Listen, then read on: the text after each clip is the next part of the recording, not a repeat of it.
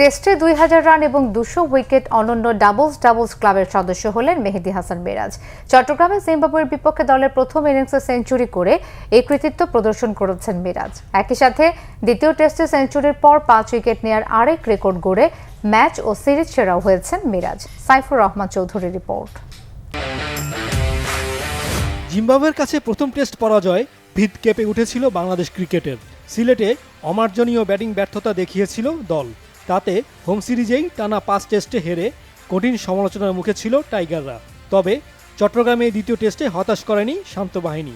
তাইজুল ইসলামের বোলিংয়ের পর সাদমান ইসলামের সেঞ্চুরিতে দ্বিতীয় দিনেই টেস্টের নিয়ন্ত্রণ তুলে নেয় বাংলাদেশ।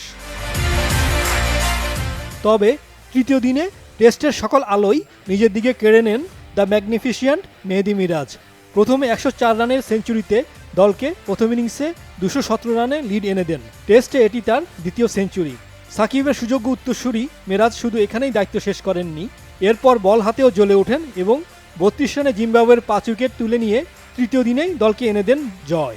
একই সাথে এক টেস্টে সেঞ্চুরি ও ৫ উইকেট নেওয়ার দুর্লভ আরেক রেকর্ডে তৃতীয় টাইগার হিসেবে সাকিব ও সোহাগ গাজীর পাশে নিজের নাম লেখালেন মিরাজ। তবে শুধু সেঞ্চুরি এবং ৫ উইকেট নিয়ে ফাইফারই নয়, চট্টগ্রাম টেস্টে আরও বড় কৃতিত্ব অর্জন করেছেন মিরাজ। সাকিবের পর দ্বিতীয় বাংলাদেশি অলরাউন্ডার হিসেবে টেস্টে অনন্য ডাবলস ক্লাবের ল্যান্ডমার্কে পৌঁছেন। জিম্বাবুয়ের বিপক্ষে সিলেটে প্রথম টেস্টে ২ ইনিংসে ১০ উইকেট নিয়ে বোলিংয়ে ২০০ ক্লাবের সদস্য হন এবং চট্টগ্রাম টেস্টে দারুণ সেঞ্চুরিতে ২০০০ রানের মাইলফলকে পৌঁছান মিরাজ।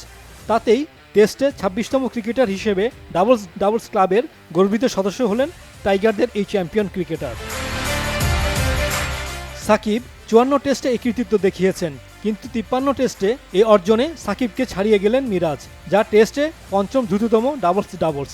শুধু এই রেকর্ডে টেস্ট ক্রিকেটের বিখ্যাত ৩ allrounder Ian Botham, Imran Khan, Kapil দেবের সাথে রবিচন্দ্র আশ্বিন মিরাজের চেয়ে এগিয়ে আছেন।